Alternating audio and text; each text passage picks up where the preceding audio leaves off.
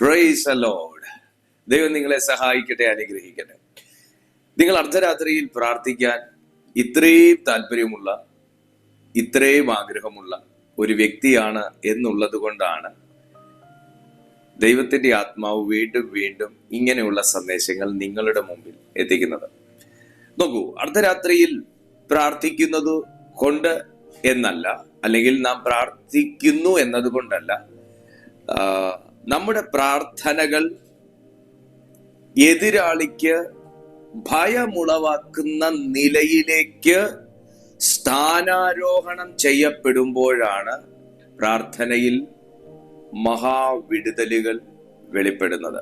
ഒന്നുകൂടെ ഞാൻ പറയാം. നമ്മുടെ പ്രാർത്ഥനകൾ കേവലം പ്രാർത്ഥനകൾ എന്ന നിലയിൽ നിന്ന് എതിരാളിക്ക് ഭയമുളവാക്കുന്ന നിലയിൽ ആ പ്രാർത്ഥനകൾ സ്ഥാനാരോഹണം ചെയ്യപ്പെടുമ്പോഴാണ് എന്റെയും നിങ്ങളുടെയും പ്രാർത്ഥനകൾ ഫലവത്തായി മാറുന്നത്.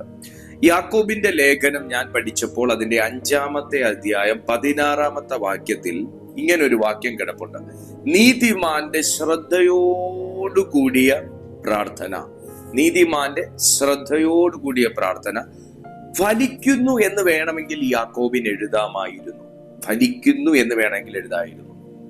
എന്നാൽ വളരെ ഫലിക്കുന്നു എന്ന് അവിടെ എഴുതിയിരിക്കുന്നു. നിങ്ങളൊന്ന് ശ്രദ്ധിച്ചേ. വളരെ ഫലിക്കുന്നു എന്നതും ഫലിക്കുന്നു എന്നതും തമ്മിൽ വളരെ വലിയ വ്യത്യാസമുണ്ട്. വളരെ ഫലിക്കുന്നു എന്ന വാക്കും തമ്മിൽ വളരെ വ്യത്യാസമുണ്ട്.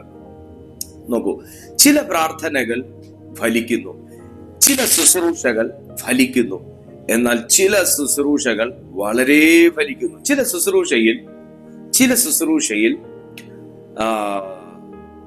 രോഗി സൗഖ്യമാകുന്നു, എന്നാൽ ചിലരുടെ ശുശ്രൂഷയിൽ രോഗികൾ സൗഖ്യമാകുന്നു. ചില പ്രാർത്ഥനയിൽ ഒരു വ്യക്തി വിടുവിക്കപ്പെടുന്നു, മറ്റൊരു പ്രാർത്ഥനയിൽ വിടുവിക്കപ്പെടുന്നില്ല. പിന്നെ നീണ്ട ചില ദിവസങ്ങൾ കഴിയുമ്പോൾ അദ്ദേഹത്തിന്റെ പ്രാർത്ഥനയിൽ വീണ്ടും ഒരു രോഗി വിടുവിക്കപ്പെടും. എന്നാൽ ചിലർ പ്രാർത്ഥിക്കുമ്പോൾ കൂട്ട സൗഖ്യങ്ങൾ നടക്കുന്നു, കൂട്ട വിടുതലുകൾ നടക്കുന്നു. അപ്പോൾ തന്നെ പ്രാർത്ഥിക്കാൻ വായി തുറക്കുമ്പോൾ തന്നെ, അല്ലെങ്കിൽ ശുശ്രൂഷിക്കാൻ വായി തുറക്കുമ്പോൾ തന്നെ അന്തരീക്ഷം ചേഞ്ച് ആകുന്നു. നോക്കൂ, ഞാൻ ഈ പറഞ്ഞതിനകത്ത് എത്ര ശ്രദ്ധേയമായ, നോട്ടീസബിൾ ആയിട്ടുള്ള ഒരു വ്യത്യാസമാണ് ഫലിക്കുന്നു എന്ന വാക്കും വളരെ ഫലിക്കുന്നു എന്ന വാക്കും തമ്മിൽ കിടക്കുന്നത്. അതുപോലെയാണ് യാക്കോബ് എഴുതിയിരിക്കുന്നത്: നീതിമാന്റെ ശ്രദ്ധയോട് കൂടിയ പ്രാർത്ഥന വളരെ ഫലിക്കുന്നു. നോക്കൂ, എന്റെയും നിങ്ങളുടെയും പ്രാർത്ഥനകൾ എങ്ങനെ വളരെ ഫലമുള്ളതാക്കി മാറ്റാം. നിങ്ങൾ രാത്രിയിൽ പ്രാർത്ഥിക്കുന്ന ഒരു വ്യക്തിയാണോ? പകൽ പ്രാർത്ഥിക്കുന്ന വ്യക്തിയാണോ? അല്ലെങ്കിൽ ചില സമയം വേർതിരിച്ചിരുന്ന് പ്രാർത്ഥിക്കുന്ന ഒരു സ്വഭാവമുള്ള വ്യക്തിയാണ്? ആർക്കാണെങ്കിലും ഈ സന്ദേശം വളരെ വളരെ പ്രയോജനം ചെയ്യും. ഞാൻ നിങ്ങളോട് പറഞ്ഞു, സ്ഥാനാരോഹണം ചെയ്യപ്പെട്ട പ്രാർത്ഥനകൾ അല്ലെങ്കിൽ ഹയർ റിലത്തിൽ നിന്നുള്ള പ്രാർത്ഥനകളാണ് എതിരാളി ഭയപ്പെടുന്നത്. എതിരാളി ഭയപ്പെടുന്ന പ്രാർത്ഥനകളാകണമെങ്കിൽ, ശത്രു ഭയപ്പെടുന്ന പ്രാർത്ഥനകളാകണമെങ്കിൽ നമ്മുടെ പ്രാർത്ഥനകൾ സിസ്റ്റമാറ്റിക് പ്രയർ ആയിരിക്കണം. ഒന്നുകൂടെ ഞാൻ വളരെ വ്യക്തതയോടെ പറയാം. നമ്മുടെ പ്രയറിന് ഒരു സിസ്റ്റം ഉണ്ടായിരിക്കണം. സിസ്റ്റമാറ്റിക് പ്രയറിനെ ഭയപ്പെടുന്ന ഒരു ദുഷ്ടലോകമുണ്ട്. സിസ്റ്റമാറ്റിക് പ്രയറിനെ ഭയപ്പെടുന്ന ഒരു ദുഷ്ടലോകമുണ്ട്. അപ്പോൾ നിങ്ങളിൽ പലരും ചോദിക്കുമായിരിക്കും, എന്താ പാസ്റ്റർ, പ്രാർത്ഥനയ്ക്കും പ്ലാനിങ് ഉണ്ടോ? അല്ലെങ്കിൽ പ്രാർത്ഥനയ്ക്കും പ്രത്യേകിച്ച് പ്രോഗ്രാം തയ്യാറാക്കണോ? പ്രാർത്ഥനയ്ക്കും പ്രത്യേകിച്ച് നേരത്തെ പ്ലാൻ ചെയ്ത് പ്രാർത്ഥിക്കണോ? അങ്ങനെയൊക്കെ നിങ്ങൾ ചോദിക്കാൻ സാധ്യതയുണ്ട്. തീർച്ചയായിട്ടും. അതായത് സിസ്റ്റമാറ്റിക് ആയിട്ട് നാം പ്രാർത്ഥനയിൽ കടക്കുന്ന ഒരു സ്വഭാവം ഉണ്ടാകണം. ഞാൻ പ്രാർത്ഥിക്കുന്ന കാര്യമല്ല പറയുന്നത്, പ്രാർത്ഥനയിൽ കടക്കുന്ന കാര്യം. നമ്മളിപ്പോ വന്നിരുന്നോടെ തന്നെ നമ്മൾ കർത്താവേ സ്തോത്രം ഒക്കെ പറഞ്ഞ് നമ്മൾ ഡയറക്ട്ലി പ്രയറിലേക്ക് കടക്കുന്നതിന് പകരം, എസ്പെഷ്യലി ഇതാരാണ് ശ്രദ്ധിക്കേണ്ടതെന്ന് ചോദിച്ചാൽ, രാത്രിയുടെ യാമങ്ങളിൽ എഴുന്നേറ്റിരുന്ന് പ്രാർത്ഥിക്കുന്നവർ തീർച്ചയായിട്ടും ഞാൻ പറയുന്ന ഈ വാക്ക് ശ്രദ്ധിക്കണം. നമ്മൾ ഡയറക്ട്ലി പ്രയറിലോട്ട് കടന്നു കഴിഞ്ഞാൽ ഒരു പ്രശ്നവും ഇല്ല. കർത്താവ് പ്രാർത്ഥന കേൾക്കുകയും ചെയ്യും, പ്രവൃത്തികൾ വെളിപ്പെടുകയും ചെയ്യും. എന്നാൽ നമ്മുടെ അങ്ങനെ കടക്കുമ്പോൾ ഉറക്കം വന്ന് വീണു പോകുകയും 15 മിനിറ്റോ 10 മിനിറ്റോ ആകുമ്പോൾ തന്നെ നമ്മുടെ പ്രാർത്ഥന തീർന്നു പോകുകയും മടുത്തു പോകുകയും ഇനി എന്തോ പ്രാർത്ഥിക്കണമെന്ന് വാക്കുകൾ തപ്പുകയും ഒക്കെ ചെയ്യുന്നവർക്ക്, അല്ലെങ്കിൽ ചിന്തകൾ വേറെ ഒരു തലത്തിലേക്ക് നീങ്ങി പോകുകയൊക്കെ ചെയ്യുന്നവരാണെങ്കിൽ ഞാൻ ഈ പറയുന്ന കാര്യങ്ങൾ നിങ്ങൾ അഭ്യസിക്കുക, നിങ്ങൾ അത് പ്രാക്ടീസ് ചെയ്യുക. ഒരു സിസ്റ്റമാറ്റിക് പ്രയറിനെ, അല്ലെങ്കിൽ സിസ്റ്റം അറിഞ്ഞവന്റെ പ്രാർത്ഥനയെ സാത്താൻ ഭയപ്പെടുന്നു. അങ്ങനെയുള്ളവന്റെ പ്രാർത്ഥനയെ സാത്താൻ ഭയപ്പെടുന്നു. ചിലർക്ക് ദൈവം ഒരു പ്രത്യേക അനോയിന്റിങ് കൊടുത്തിട്ടുണ്ട്. അവർ ഏത് രാത്രിയിൽ 2 മണിക്കോ 3 മണിക്കോ ചാടി എഴുന്നേറ്റാലും അവർക്ക് ഡയറക്റ്റ്ലി ആ ഉറക്കത്തെ അവർക്ക് കളഞ്ഞതിന് ശേഷം ആത്മാവിന്റെ തലങ്ങളിലേക്ക് അവർക്ക് ഷാർപ്പായിട്ട് കയറി പോകാനായിട്ട് പറ്റും. അതൊരു കൃപയാണ്. എന്നാൽ അത്രത്തോളം നമ്മുടെ പ്രയർ ലൈഫ് ഒന്ന് ഉണർന്നിട്ടില്ലാത്തവരാണ്. അങ്ങനെ ഉണർത്തിക്കൊണ്ടിരിക്കുന്ന ഒരു കാലഘട്ടത്തിലാണ് നിങ്ങൾ ഈ പ്രാർത്ഥന കേൾക്കുന്നത്, നിങ്ങൾ ഈ ഒരു സന്ദേശം കേൾക്കുന്നതെങ്കിൽ നിങ്ങൾക്ക് ഇത് വളരെ പ്രയോജനം ചെയ്യും. നോക്കൂ, എങ്ങനെയാണ് നാം സിസ്റ്റമാറ്റിക് ആയിട്ട് നമ്മുടെ പ്രാർത്ഥനകൾ നാം കൊണ്ടുപോകേണ്ടത്, സിസ്റ്റമാറ്റിക് ആയിട്ട് നമ്മുടെ പ്രാർത്ഥനകൾ നാം എങ്ങനെ തുടങ്ങണം. ഒന്ന്, അർദ്ധരാത്രിയുടെ പ്രാർത്ഥനയിൽ മറുപടി ഉണ്ടെന്ന് അറിഞ്ഞവരാണ് ഇന്ന് ഈ മീറ്റിംഗ് കണ്ടുകൊണ്ടിരിക്കുന്നത്, ഇന്ന് ഈ മെസ്സേജ് കേൾക്കുന്നത്. നിങ്ങൾക്ക് അങ്ങനെ ഒരു ശീലമില്ലെങ്കിൽ നിങ്ങൾ ഇന്ന് അങ്ങനെ ഒരു ശീലം ഉണ്ടാക്കി എടുക്കണം. നോക്കൂ, എങ്ങനെ നിങ്ങൾക്ക് അങ്ങനെ ഒരു ശീലം ഉണ്ടാക്കാം മടുത്തു പോകാതെ? എങ്ങനെ? അറ്റ്ലീസ്റ്റ് ഒരു 15 മിനിറ്റ് എങ്കിലും, ഒരു 30 മിനിറ്റ് എങ്കിലും എങ്ങനെ പ്രാർത്ഥിക്കാം? 10 മിനിറ്റ് പ്രാർത്ഥിക്കുന്ന ഒരു സന്ദേശത്തെ കുറിച്ച് ഞാൻ കഴിഞ്ഞ ദിവസം വെറും 10 മിനിറ്റ് അർദ്ധരാത്രിയിൽ പ്രാർത്ഥിക്കാൻ തയ്യാറാണോ എന്നൊരു സന്ദേശം ഞാൻ ചെയ്തിരുന്നു. ഒത്തിരി പേര് ആ സന്ദേശം കണ്ടു. വളരെ നല്ല കമന്റുകളാണ് നിങ്ങൾ ഓരോരുത്തരും പറഞ്ഞത്. നിങ്ങൾ പ്രോത്സാഹിപ്പിച്ചതിന് ഞാൻ ഒത്തിരി നന്ദി പറയുന്നു. നിങ്ങൾക്ക് ആ വീഡിയോ കണ്ടിട്ടില്ലാത്തവരാണെങ്കിൽ, ഇനിയും കാണാൻ താല്പര്യമുണ്ടെങ്കിൽ, ഞാൻ ഈ വീഡിയോയുടെ ഡിസ്ക്രിപ്ഷൻ ബോക്സിൽ ആ ലിങ്ക് കൊടുത്തേക്കാം. നിങ്ങൾ യൂട്യൂബിന്റെ ഡിസ്ക്രിപ്ഷൻ ബോക്സിൽ നിങ്ങൾ ഓപ്പൺ ചെയ്ത് നോക്കിയാൽ നിങ്ങൾക്ക് ആ വീഡിയോയുടെ ലിങ്ക് കിട്ടും.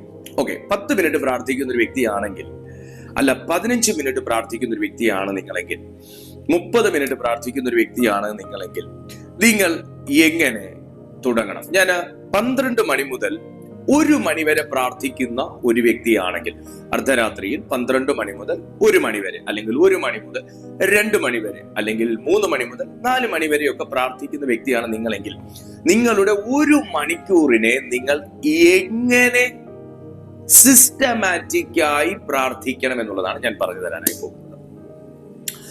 ഇതിനകത്ത് നിങ്ങൾ 10 മിനിറ്റ് പ്രാർത്ഥിക്കുന്ന വ്യക്തിയാണെങ്കിൽ, നിങ്ങൾ ഞാൻ ഈ പറയുന്നതിനെ ക്രമീകരിച്ച് ഉൾക്കൊള്ളിച്ച് പ്രാർത്ഥിക്കുക. അരമണിക്കൂർ പ്രാർത്ഥിക്കുന്ന വ്യക്തിയാണെങ്കിൽ അങ്ങനെ ഞാൻ ഈ പറയുന്ന കാര്യങ്ങളെ നിങ്ങൾ അരമണിക്കൂറിനകത്ത് ഉൾക്കൊള്ളിച്ച് പ്രാർത്ഥിക്കുക. ഞാൻ ഇതിനകത്ത് 1 മണിക്കൂർ പ്രാർത്ഥിക്കുന്ന ഒരു വ്യക്തി ആണെങ്കിൽ എങ്ങനെ നിങ്ങൾ ആകണം എന്നുള്ളതാണ് ഞാൻ പറഞ്ഞു തരാനായിട്ട് ആഗ്രഹിക്കുന്നത്. 12 മണിക്ക് നിങ്ങൾ പ്രാർത്ഥന ആരംഭിക്കുകയാണ്. രാത്രിയുടെ യാമങ്ങളിൽ മിഡ് നൈറ്റിൽ നിങ്ങൾ 12 മണിക്ക് നിങ്ങളുടെ പ്രാർത്ഥന ആരംഭിക്കുകയാണെങ്കിൽ, നിർബന്ധമായും നിങ്ങൾ ഡയറക്ട്ലി പ്രാർത്ഥനയിൽ കടക്കുന്നതിനു മുൻപേ നിങ്ങൾ 12 മണി മുതൽ 12:15 വരെ നിങ്ങൾ ദൈവത്തെ സ്തുതിച്ചുകൊണ്ട് നിങ്ങൾ ആരംഭിക്കുക. ഒന്നുകിൽ നിങ്ങൾ ഒരു പാട്ട് പാടിയോ, അല്ലെങ്കിൽ നിങ്ങൾ സ്തോത്രത്തിൽ ജാഗരിച്ചോ, നിങ്ങൾ ദൈവം ചെയ്ത നന്മകളെയോ നിങ്ങൾ പ്രൈസ് ചെയ്യുക. നിങ്ങൾ ട്രൈ ചെയ്ത് നോക്കണം. നിങ്ങൾക്ക് സംഭവിക്കാൻ സാധ്യതയുള്ള ഒരു കാര്യം ഞാൻ പറയാം. നിങ്ങൾക്ക് ഭയങ്കരമായിട്ട് കോട്ടുവാ വന്നു തുടങ്ങും. വായ വലിച്ചു തുറക്കും. നമ്മൾ ആരാധിക്കാൻ, അല്ലെ കർത്താവെ അങ്ങേക്ക് മഹത്വം, നന്ദി അപ്പ, പ്രൈസ് ദി ലോർഡ്, കർത്താവെ ഞാൻ അങ്ങേ സ്തുതിക്കുന്നു, ആരാധിക്കുന്നു പറയുമ്പോൾ, നിങ്ങൾ അങ്ങനെ പറഞ്ഞു തുടങ്ങി നോക്കുമ്പോൾ നിങ്ങൾക്ക് കോട്ടുവാ വന്നു തുടങ്ങും. എന്ത് മനസ്സിലാക്കണം? നിങ്ങൾ ദൈവത്തെ പ്രൈസ് ചെയ്യുന്നവനെ, ദൈവത്തെ അനുസരിക്കുന്നവനെ, ദൈവത്തെ സ്നേഹിക്കുന്നവനെ, ദൈവത്തോട് നന്ദിയുള്ളവനെ സാത്താന് ഇഷ്ടമേ അല്ല. അവന്റെ ശരീരത്തെ മടുപ്പിക്കാൻ വേണ്ടി അവൻ ഇടുന്ന ഒന്നാമത്തെ സീഡാണ് ഈ കോട്ടുവാ എന്ന് പറയുന്നത്. അവന്റെ ഒന്നാമത്തെ തന്ത്രമാണത്.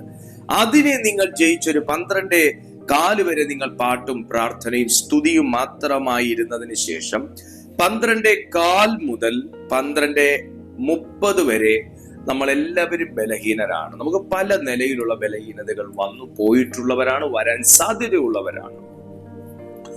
നമ്മുടെ പ്രാർത്ഥനയിൽ നമുക്ക് ബലഹീനതകൾ വരാറുണ്ട്, പ്രവൃത്തിയിൽ വരാറുണ്ട്, സംസാരത്തിൽ, നോട്ടത്തിൽ, ചിന്തകളിൽ ഒക്കെ ബലഹീനത വരാറുണ്ടെന്ന് പൗലോസിന്റെ ലേഖനങ്ങളും യോഹന്നാന്റെ ലേഖനങ്ങളും ഒക്കെ നമുക്ക് വായിക്കും, പത്രോസിന്റെ ലേഖനങ്ങൾ ഒക്കെ വായിക്കുമ്പോൾ നമുക്ക് അറിയാനായിട്ട് സാധിക്കും നമുക്ക് ബലഹീനതകൾ ഉണ്ടോ ഇല്ലയോ എന്നുള്ളത്.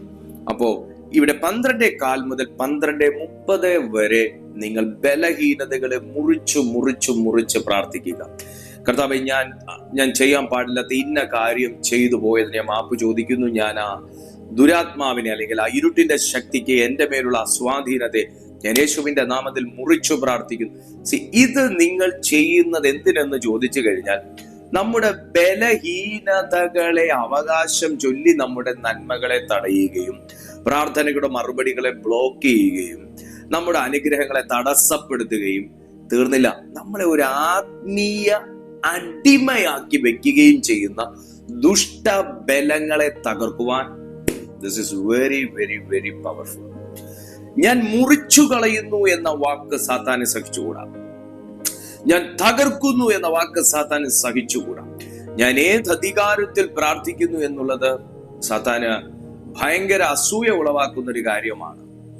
സോ നമ്മുടെ ദുർബലതകളെ അല്ലെങ്കിൽ ബലഹീനതകളെ, നമുക്ക് വന്നുപോയ പാപങ്ങളെ, നമ്മുടെ ജീവിതത്തിൽ വന്നുപോയ ബലഹീനതകളെ ദൈവസന്നിധിയിൽ ഏറ്റുപറഞ്ഞ് അതിന് ക്ഷമ ചോദിക്കുന്നതോടൊപ്പം തന്നെ ആ ബലഹീനതകളെ മുറിച്ച് കളഞ്ഞ് നിങ്ങൾ പ്രാർത്ഥിക്കാൻ തയ്യാറാകും. ഈ സമയം നിങ്ങൾ ഒരു പ്രത്യേക കോൺഫിഡൻസിലേക്ക് എത്തുന്ന ഒരു സമയമാണ്. ഇപ്പൊ അരമണിക്കൂറായി, 12 മുതൽ 12:30 വരെ എത്തിയത് വളരെ ഇഫക്റ്റീവാണ്. നിങ്ങൾ വെറുതെ നിങ്ങളുടെ മൈൻഡ് വേറെ പോയില്ല.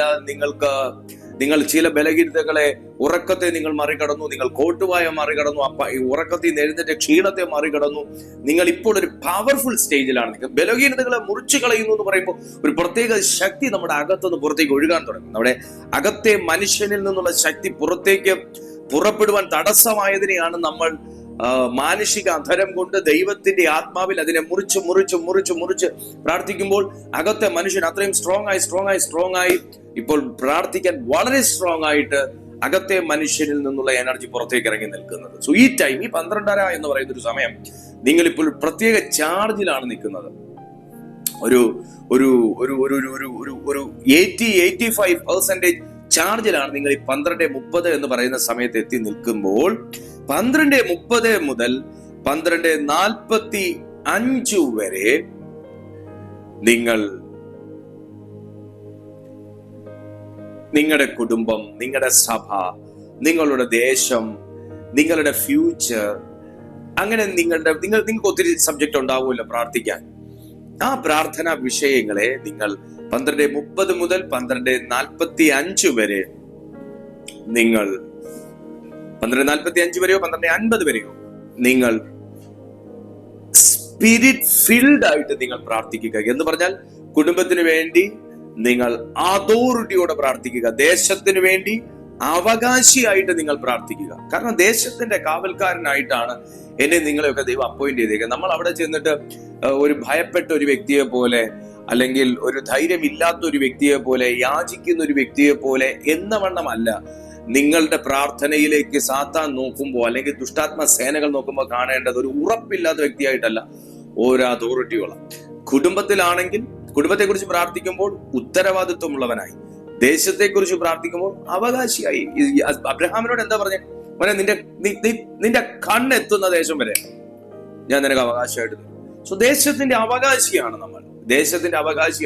ഇപ്പൊ ഞാൻ താമസിക്കുന്ന ട്രിവാൻഡ്രം അവകാശമാണ്. നിങ്ങൾ താമസിക്കുന്ന Pathanamthitta, Adoor, Kottayam, Ernakulam, Canada, Australia, US, UAE, Malaysia, Canada, എവിടെയാണെങ്കിലും കേരളത്തിലാണോ, ഇന്ത്യയിലാണോ, പുറത്താണോ, നിങ്ങളെ ദൈവം ആക്കി വെച്ചിരിക്കുന്നത് അവകാശിയായിട്ടാണ്.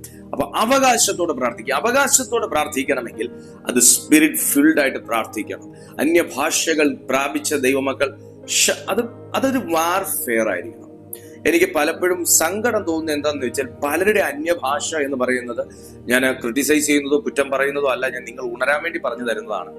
പലരുടെയും അന്യഭാഷ എന്ന് പറയുന്നത് അവരുടെ അന്യഭാഷയ്ക്കകത്ത് പോലും ശക്തി ഇല്ല. അവരുടെ തെറ്റല്ലത്, എനിക്കത് മനസ്സിലാവും. അവരുടെ തെറ്റല്ലത്, എന്നാൽ അവരത് തിരിച്ചറിയുന്നില്ല. അന്യഭാഷകൾ നമ്മൾ പറയുന്ന സമയത്ത് നിങ്ങൾ എത്ര പേര് ഞാൻ ഈ പറയുന്നതിനോട് പൊരുത്തപ്പെടുമെന്ന് എനിക്കറിയത്തില്ല. ചിലർ പറയുന്നു അന്യഭാഷയിൽ പ്രാർത്ഥിക്കണ്ട, അല്ലെങ്കിൽ ചിലർ പറയുന്നു പേഴ്സണലി പോയിരുന്ന് പ്രാർത്ഥിച്ചാൽ മതി, ആരും കേൾക്ക പ്രാർത്ഥിക്കേണ്ട. ഓരോരുത്തർക്കും ഓരോ ഓരോ ഓരോ ഓരോ കാഴ്ചപ്പാടാണ്. എന്നെ സംബന്ധിച്ച് നമ്മൾ പൊതുസമൂഹത്തിൽ അന്യഭാഷ പറയുന്നതിൽ ഒരു തെറ്റുമില്ല. നമ്മളൊരു വ്യക്തിയോടല്ല സംസാരിക്കാൻ യൂസ് ചെയ്യുന്നത്, നമ്മൾ ദൈവത്തോട് സംസാരിക്കാൻ യൂസ് ചെയ്യുന്നതാണ്. സോ ഞാൻ ദൈവത്തോട് സംസാരിക്കുന്ന സമയത്ത് അന്യഭാഷകളിൽ പ്രാർത്ഥിക്കുമ്പോൾ അന്യഭാഷയ്ക്കകത്തൊരു ശക്തി വരണം. അന്യഭാഷയ്ക്കകത്തൊരു ശക്തി വരണം. ചിലർ വളരെ ഒരു എന്താ പറയുന്നത്, ഫ്ലാറ്റ് ആയിട്ടാണ് ഇങ്ങനെ പോകുന്നത്. അവരുടെ അന്യഭാഷ പറയുമ്പോൾ അതിനകത്തൊരു ഫ്ലാറ്റ് ആയിട്ടാണ് പോകുന്നത്. അപ്പൊ നമ്മൾ ഫ്ലാറ്റ് ആയിട്ട് പോകുന്നതിനകത്തുള്ളൊരു പ്രശ്നം എന്താന്ന് ചോദിച്ചു കഴിഞ്ഞാൽ, അല്ലെങ്കിൽ നമ്മൾ അതിനെക്കുറിച്ച് അവെയർ ആയില്ലെങ്കിൽ, നമ്മൾ ചിലതിനോട് സ്പിരിറ്റിൽ കമാൻഡ് ചെയ്യേണ്ട ഒരു സമയം വരുമ്പോഴും നമ്മുടെ ആ സ്പിരിറ്റ് വോയിസ് എന്ന് പറയുന്നത് ഫ്ലാറ്റ് ആയിട്ട് തന്നെ. ഇവിടെ സ്പൈക്ക് വരണം. ചില സ്ഥലങ്ങളിൽ സ്പൈക്ക് വരണം. നമ്മൾ ചിലതിനോട്, ചില ഡീമൻസിനോടൊക്കെ കൽപ്പിക്കുമ്പോൾ പിശാചേ അവനെ വിട്ടു പോകും എന്ന് പറയുന്നതും, നമ്മൾ സാധാരണ വളരെ സൗമ്യമായി സംസാരിക്കുന്ന ഒരു വ്യക്തിയാണ്, വീട്ടിൽ വളരെ സാധുവായിട്ട് സംസാരിക്കുന്ന ഒരു വ്യക്തിയാണ്, എല്ലാവരോടും വളരെ സാധുവായിട്ട് സംസാരിക്കുന്ന, വളരെ വളരെ പതിഞ്ഞ സ്വരത്തിൽ സംസാരിക്കുന്ന ഒരു വ്യക്തിയാണ്. എന്നാൽ നമ്മൾ അതേ വ്യക്തി ശുശ്രൂഷയിലേക്ക് നിൽക്കുന്ന സമയത്ത് ഒരിക്കലും സ്പിരിറ്റ് ഫിൽഡ് ആണെങ്കിൽ അദ്ദേഹം അങ്ങനെ ആയിരിക്കത്തില്ല സംസാരിക്കുന്നത്. അതേ പതിഞ്ഞ സ്വരത്തിൽ പിശാചേ ഞാൻ നിന്നെ കാണുന്നു, ആ മനുഷ്യനെ വിട്ടുപോ എന്ന് പറഞ്ഞാൽ സാത്താൻ പോവുകയല്ല, പിശാച് പോവുകയല്ല. അവിടെ നമ്മുടെ വോയിസിന് അതോറിറ്റി ഉണ്ട്. നമ്മുടെ നമ്മുടെ നമ്മുടെ നമ്മുടെ നമ്മുടെ ഫെയ്ത്തിന് പ്രാധാന്യമുണ്ട്, നമ്മുടെ വിശ്വാസത്തിന് പ്രാധാന്യമുണ്ട്. നാം ഏത് വിഷനോടെ, നാം ഏത് കാഴ്ചപ്പാടോടെ അതിനോട് പോകാൻ പറയുന്നു എന്നുള്ളത് ഉൾപ്പെടെ ആ ഡീമൺ അറിയാം. സോ നമ്മൾ പതിഞ്ഞ സ്വരത്തിലല്ല, യേശുവിന്റെ നാമത്തിൽ അവനെ വിട്ടുപോ എന്ന് പറഞ്ഞു. യേശുവിന്റെ അടുത്ത് ഡീമൺ വന്ന് ടെംപ്റ്റേറ്റ് ചെയ്ത സമയത്ത് സാത്താൻ വന്ന് കർത്താവിനെ പ്രലോഭിപ്പിച്ച്, ഈ കാണുന്ന സ്ഥലം എല്ലാം നിനക്ക് തരാം, നീ എന്നെ വീട് നമസ്കരിക്കും, ഇവിടുന്ന് എടുത്ത് ചാട്, കല്ലിനോട് അപ്പാകാൻ പറയാന്നൊക്കെ പറഞ്ഞപ്പോ കർത്താവ് പറഞ്ഞു സാത്താൻ എന്നെ വിട്ടുപോ എന്നാ പറഞ്ഞത്. പിന്നെ നീണ്ട കാലത്തേക്ക് വരാൻ ധൈര്യമുണ്ടായില്ല സാത്താന്. അതിൽ ഒരുപാട് ആഴമുണ്ട്. യേശു സാത്താനെ എന്നെ വിട്ടുപോ ഇങ്ങനല്ല പറയുന്ന അവിടെ, സാത്താനെ എന്നെ വിട്ടുപോ. അതിനുമേലൊരു അതോറിറ്റി ഉണ്ട്. ആ സംസാരിക്കുന്നതിനകത്ത്, ആ കൽപ്പനയ്ക്കകത്തൊരു ഭയങ്കര അതോറിറ്റി ഉണ്ട്. അപ്പൊ രാത്രിയിലെ പ്രാർത്ഥനയിലാണ് ഏറ്റവും കൂടുതൽ ഒരാത്മ മനുഷ്യൻ, ഞാൻ ഇങ്ങനെ പറയും, ഒരാത്മ മനുഷ്യൻ കൂടുതൽ അതോറിറ്റിയോടുകൂടെ സംസാരിക്കുന്നതെന്ന് ഞാൻ പറയും. കാരണം രാത്രിയിൽ പ്രാർത്ഥിച്ച ഭക്തന്മാരുടെ ചരിത്രങ്ങൾ അത്രയും വലിയ തെളിവ് തരുന്നത് കൊണ്ടാണ് ഞാൻ അങ്ങനെ പറയുന്നത്. അതുകൊണ്ട് പകൽ പ്രാർത്ഥിക്കുന്നവർക്ക് മറുപടി ഇല്ല എന്ന് ഞാൻ പറഞ്ഞതിന് അർത്ഥമില്ല കേട്ടോ. സോ 12:50 വരെയുള്ള സമയം നിങ്ങൾ ഇന്റൻസീവായിട്ട്, നിങ്ങൾ മലയാളത്തിൽ പ്രാർത്ഥിക്കുന്നവരാണെങ്കിൽ മലയാളത്തിൽ വളരെ ബോൾഡ് ആയിട്ട്, സ്ട്രോങ് ആയിട്ട് പ്രാർത്ഥിക്കുക. ടങ്സിൽ പ്രാർത്ഥിക്കുന്നവരാണെങ്കിൽ ടങ്സിൽ ബോൾഡ് ആയിട്ട് പ്രാർത്ഥിക്കുക. 12:50 മുതൽ 1 മണി വരെ, 12:50 മുതൽ 1 മണി വരെ നിങ്ങൾ വീണ്ടും ദൈവത്തോട് നന്ദി പറഞ്ഞു പ്രാർത്ഥിക്കണം. ഈ ആദ്യത്തേതും അവസാനത്തേതും വളരെ പ്രാധാന്യം തന്നെയാണ്. ആദ്യം നന്ദി പറഞ്ഞ് നമ്മൾ തുടങ്ങുന്നതും നന്ദി പറഞ്ഞ് അവസാനിപ്പിക്കുന്നതും പ്രാധാന്യം തന്നെയാണ്. കാരണം മനുഷ്യനെ പാപം ചെയ്യിക്കുന്നതിന്റെ പിന്നിൽ, ശ്രദ്ധിച്ചു കേട്ടോ, മനുഷ്യനെ പാപം ചെയ്യിക്കുന്നതിന്റെ പിന്നിൽ സാത്താന്റെ പ്രഥമ ഉദ്ദേശങ്ങളിൽ ഒന്ന് എന്ന് പറയുന്നത് ദൈവത്തോട് നന്ദി ഇല്ലാത്തവനാക്കി കാണിക്കുക എന്നുള്ളതാണ്. ദൈവം തരുന്ന നന്മകളെല്ലാം വാങ്ങിയിട്ട്, ദൈവം തരുന്ന അഭിഷേകം എല്ലാം സ്വീകരിച്ചിട്ട്, കർത്താവ് തരുന്ന എല്ലാ ബ്ലെസ്സിങ്സും നമ്മൾ കൈനീട്ടി വാങ്ങിയിട്ട്, കർത്താവ് തരുന്ന എല്ലാ സമാധാനവും അനുഭവിച്ചിട്ട് ദൈവത്തിന്റെ സമാധാനം കളയുന്നവനാണ് പാപം ചെയ്യുന്നവൻ. പിശാച് അവനെ കൊണ്ട് പാപം താല്പര്യമില്ലേ പോലും ചെയ്യിക്കുന്നതിന്റെ പിന്നിൽ ഒന്ന് ദൈവത്തിന്റെ മനസ്സ് വേദനിപ്പിക്കണം, രണ്ട് നോക്കിയേ നീ ഇത്രയൊക്കെ ചെയ്തു കൊടുത്തിട്ടും ഇവൻ ഒരു നന്ദി ഇല്ലാത്തവനാ. ഇവൻ ഒരു വിലഹീന നിമിഷം വന്നപ്പോ ഞാൻ അവന്റെ ഉള്ളിൽ തോന്നിച്ചത് ഇവൻ ചെയ്തത് കണ്ടോ, ഇത് ദൈവത്തോട് അവനെ കാട്ടിക്കൊടുക്കാൻ വേണ്ടിയിട്ടാണ് ഇത് ചെയ്യുന്നത്. അപ്പൊ ദൈവത്തോട് നന്ദിയില്ലാത്തവനാക്കി മാറ്റുക എന്നതാണ് പാപത്തിന്റെ പിന്നിലുള്ള, സാത്താന്റെ പാപം ചെയ്യിക്കുന്നതിന്റെ പിന്നിലുള്ള സാത്താന്റെ പല പദ്ധതികളിൽ അല്ലെങ്കിൽ പല താല്പര്യങ്ങളിൽ ഒന്ന് എന്ന് പറയുന്നത്. സോ നന്ദി പ്രകടിപ്പിക്കുക, നന്ദി ഉള്ളവരാകുക, നന്ദിയോടുകൂടെ ദൈവസന്നിധിയിൽ തുടരുക എന്ന് പറയുന്നത് ഒരു ഭയങ്കര വലിയ കാര്യമാണ്. ഹല്ലേലൂയ.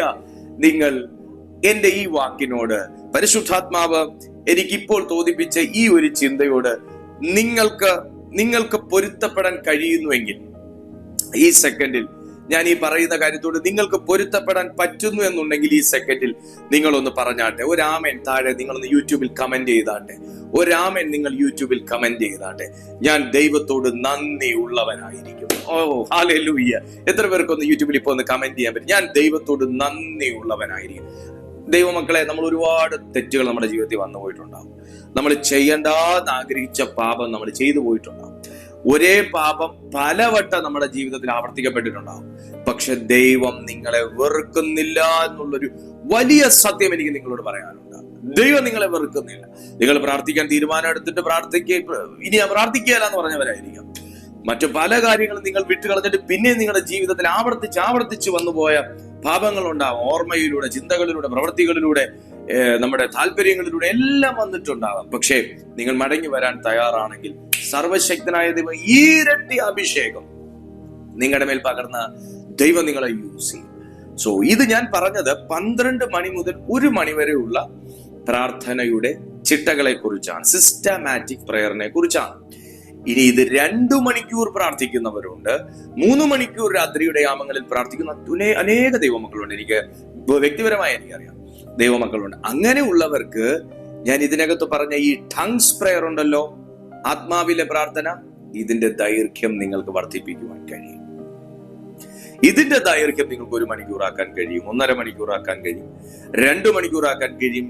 ലാസ്റ്റ് 10 മിനിറ്റ്സ് ദൈവത്തിന് നന്ദി പറഞ്ഞ് അവസാനിപ്പിക്കുവാൻ കഴിയും. അങ്ങനെ നിങ്ങൾ ഒരു സിസ്റ്റമാറ്റിക് ആയിട്ട് നിങ്ങൾ പ്രാർത്ഥിക്കുകയാണെങ്കിൽ ആ പ്രാർത്ഥന സാത്താൻ ഭയപ്പെടുന്നു. പിന്നെ പ്രാർത്ഥനയ്ക്ക് തപ്പിപ്പോകുന്ന വ്യക്തി, മീൻസ് വാക്കുകൾ കിട്ടാത്തവരുണ്ടെങ്കിൽ നിങ്ങൾ എഴുതി വെച്ചിട്ട് പ്രാർത്ഥിക്കാനിരിക്കുക. ഓരോ പ്രയർ നിങ്ങൾ എടുത്ത് നോക്കി അത് പ്രാർത്ഥിക്കുമ്പോൾ നിങ്ങൾക്ക് കൺഫ്യൂഷൻ വരത്തില്ല. ഇനി അടുത്ത് എന്ത് പ്രാർത്ഥിക്കുക. ഇത് ആത്മാവിൽ പ്രാർത്ഥിക്കുന്നവർക്ക് ഇങ്ങനെ ഒരു പ്രശ്നമില്ല. എന്നാൽ മറ്റ് ഇതര ഭാഷകളിൽ പ്രാർത്ഥിക്കുന്നവർക്ക്, മലയാളത്തിൽ, ഇംഗ്ലീഷിലൊക്കെ പ്രാർത്ഥിക്കുന്നവർക്ക് വാക്കുകൾ കിട്ടാതെ വരുന്നുണ്ടെങ്കിൽ, പ്രയർ സബ്ജക്ട് മറന്നു പോകുന്നവരുണ്ടെങ്കിൽ നിങ്ങൾ എഴുതി വെക്കുക, ഒന്നും പ്രശ്നമില്ല. നിങ്ങൾ എഴുതി വെച്ചിട്ട് നിങ്ങൾ പ്രാർത്ഥിക്കുക. നിങ്ങളുടെ വിടുതൽ ഉറപ്പാണ്. ഞാൻ നിങ്ങളോട് തുടക്കത്തിൽ പറഞ്ഞതുപോലെ അങ്ങനെ സിസ്റ്റമാറ്റിക് പ്രയറിനെ ഭയപ്പെടുന്നവനാണ് സാത്താൻ. എന്ത് ചെയ്യണമെന്ന് അറിയാമെന്നുള്ളവനെ ഭയപ്പെടുന്നവനാണ് സാത്താൻ. ഹല്ലേലൂയ. അവന്റെ തന്ത്രങ്ങളെ പിടിച്ചു കെട്ടാൻ ഇറങ്ങി പുറപ്പെട്ടിരിക്കുന്നവനാണ് ഇവനെന്ന് അറിഞ്ഞാൽ അവനെ ഭയപ്പെടുന്നവനാണ് സാത്താൻ. സോ നിങ്ങൾ ഈ രീതിയിൽ പ്രാർത്ഥിക്കൂ. നിങ്ങളുടെ ജീവിതം അസാധാരണമായി മറുപടിയുള്ളൊരു ജീവിതമായി മാറും.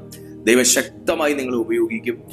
നിങ്ങൾ ഈ സന്ദേശം നിങ്ങൾക്ക് ബ്ലെസ്സിങ് ആയെങ്കിൽ നിങ്ങൾ ഇപ്പോൾ തന്നെ നിങ്ങൾ ഈ വീഡിയോയ്ക്ക് ഒരു ലൈക്ക് കൊടുത്തേക്കുക, ഒരു തംസ് അപ്പ്. നിങ്ങൾക്ക് താഴെ കാണാം ലൈക്ക് എന്നൊരു ബട്ടൺ. നിങ്ങൾ ലൈക്ക് ചെയ്തേക്കുക, നിങ്ങൾ കമന്റ് ചെയ്യുക. നിങ്ങൾക്ക് എന്താണ് ഈ വീഡിയോ നിങ്ങളിൽ ചെയ്തത് എന്നുള്ളത് നിങ്ങൾ കമന്റ് ചെയ്യുക. ഉറപ്പായും നിങ്ങൾ അറ്റ്ലീസ്റ്റ് ഒരു വ്യക്തിക്കെങ്കിലും ഈ സന്ദേശം നിങ്ങൾ ഷെയർ ചെയ്ത് കൊടുക്കുക. പ്ലസ് നിങ്ങൾ ഈ ചാനൽ ഇതുവരെ സബ്സ്ക്രൈബ് ചെയ്തിട്ടില്ലെങ്കിൽ നിങ്ങൾ താഴെ നോക്കുമ്പോൾ സബ്സ്ക്രൈബ് എന്നാണ് കിടക്കുന്നതെങ്കിൽ ഒന്ന് സബ്സ്ക്രൈബ് ചെയ്തേക്കുക. സബ്സ്ക്രൈബ്ഡ് എന്നാണ് കിടക്കുന്നതെങ്കിൽ കുഴപ്പമില്ല, നിങ്ങൾ സബ്സ്ക്രൈബ് ചെയ്തൊരു വ്യക്തിയാണ്. നിങ്ങൾ സബ്സ്ക്രൈബ് ഇതുവരെ ചെയ്തിട്ടില്ലെങ്കിൽ നിങ്ങൾ സബ്സ്ക്രൈബ് ചെയ്യുക. എന്തിനാണ് ഞാൻ അങ്ങനെ പറഞ്ഞത്? ദിവസവും ഞങ്ങൾ 2 നേരം, രാവിലെ 6:30 വൈകുന്നേരം 6:30 ഈ ചാനലിൽ ഡെയിലി ഞങ്ങൾ മീറ്റിംഗ്സ് നടത്തുന്നുണ്ട്. ലൈവ് മീറ്റിംഗ്സ് ഉണ്ട്. നിങ്ങൾക്ക് അതിന്റെയൊക്കെ നോട്ടിഫിക്കേഷൻസ് നിങ്ങൾക്ക് ലഭിക്കുവാൻ അത് സഹായിക്കും. ഒപ്പം ഈ എഫഥാ ഇൻ ജീസസ് മിനിസ്ട്രീസ് എന്ന് പറയുന്ന ഈ ഫാമിലി വളരുകയും ചെയ്യും. കർത്താവ് നിങ്ങളെ സഹായിക്കട്ടെ. സകല നന്മയാലും സർവശക്തനായ ദൈവം നിങ്ങളെ പോറ്റി പുലർത്തട്ടെ. ഒരു അനുഗ്രഹിക്കപ്പെട്ട ഒരു ദൈവവൈതലായി പരിശുദ്ധാത്മാവ് നിങ്ങളെ ഉപയോഗിക്കട്ടെ. God bless you and God be with you.